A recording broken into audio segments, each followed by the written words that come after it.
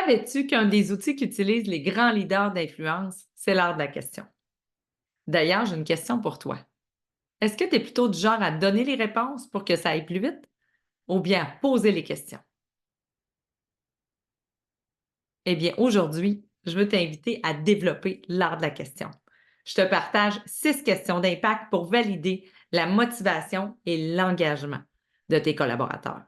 Parce que c'est un des aspects que qu'on remarque souvent, c'est que à la fin d'une rencontre ou à la fin de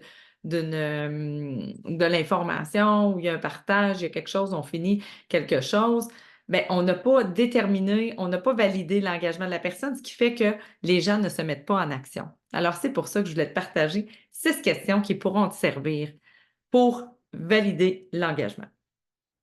Avant de te partager tout ça, je me présente, Sandra Gagné. Je suis partenaire de leader. J'accompagne les leaders au quotidien à développer leur leadership unique, à créer des relations de confiance avec les collaborateurs et aussi créer des environnements de travail humains et performants. Si tu veux en savoir plus sur moi, tu peux télécharger juste en bas de la vidéo mon outil gratuit Comment garder ton équipe mobilisée grâce à tes communications, en espérant que ça pourra t'être utile. Alors, allons-y avec les questions, les 6 questions d'impact qui vont faire une différence au niveau de l'engagement. Parce que c'est crucial si on veut mettre en action des choses où on veut aller de l'avant. Alors, premièrement, première question, les questions à échelle sont toujours pertinentes. Donc, d'aller valider sur une échelle de 1 à 10, donc la motivation de la personne est à combien?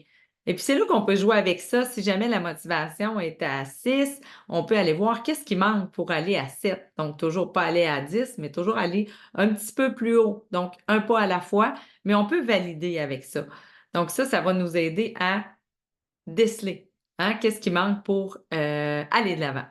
Deuxième question. Justement, je viens de le dire en même temps que je posais la question, d'aller valider avec la personne qu'est-ce qui manque pour aller de l'avant. Donc, on peut aller directement sans question à échelle, aller poser cette question-là. Fait que ça va nous amener à voir quel est l'écart entre ce que je veux atteindre et d'où je pars. Donc là, on va aller voir, aller chercher le petit point qui va faire une différence pour avancer. Troisième question, on va aller voir au niveau de l'investissement de la personne, jusqu'où tu es prêt à t'investir dans le processus.